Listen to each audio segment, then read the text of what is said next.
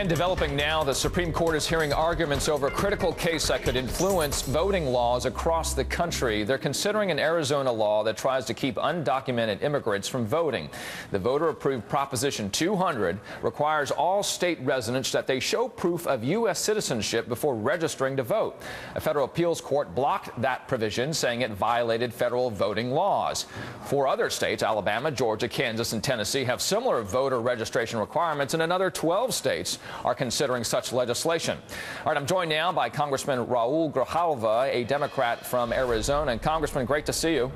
Great to see you. Thank you, Richard. Hey, let's start with this. You know, lawyers for Arizona are asking the high court to basically reinstate that 2004 law requiring residents to show one of the following: a driver's license issued after 1996, a birth certificate, or a passport. Now, supporters are saying that current law isn't strong enough, only requiring one to promise basically under oath that they are a U.S. citizen. What's your thought about this? Well, you know, and all this after, I think, Associated Press and found that numerous investigations into the charge that undocumented people were voting, that people that weren't ineligible to vote were voting, and they found only a minuscule fraction of voters had violated the right to vote by not being eligible. And you know, the whole issue of Proposition 200, that the appeals court found the major portion, the citizenship requirement, to be unconstitutional, is now being appealed to the Supreme Court.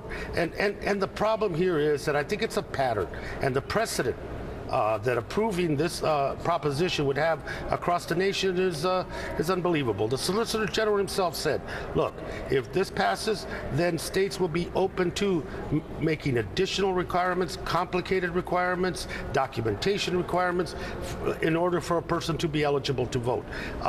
This is, I think, is part of the pattern. The organizer of that effort in Arizona said this is to keep illegal immigrants from voting. The intent, maybe. The reality, that's not happening. And so this is a law whose intentions, I think, go elsewhere. And that's about voter suppression.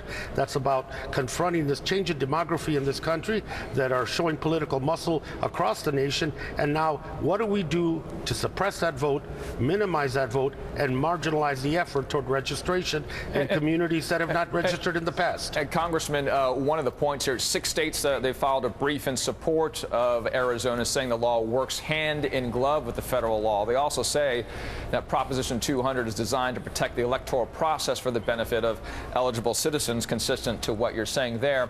So the question, I guess, that's out there for the Supreme Court, does this represent a conflict, or does it rather show that it works in concert with current federal law, with current federal requirements? What's your thought about that? Well, I think there's an inherent conflict, and the conflict is that the federal motor voter law does not require citizenship proof.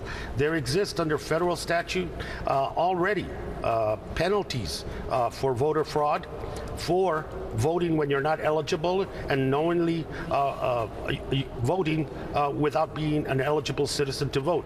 Those are in place as protections. This is not a widespread, huge problem. And like I said, the precedent being set here, especially when the court is on the verge of dealing with the Voting Rights Act, the pre-clearance under Section 5, of which Arizona is required to pre-clear any election changes, any boundary changes, because of a historic pattern of discrimination and suppression of votes. Congressman, in addition to this discussion that we're having right now on requirement of proof of citizenship, when we're talking about undocumented immigrants, in the latest report, the plan that came out from the RNC, which we were just talking about, which I think you're familiar with, on page 8 of it, it does say that it backs comprehensive immigration reform. That is probably one of the biggest parts of the report itself. What's your thought about that?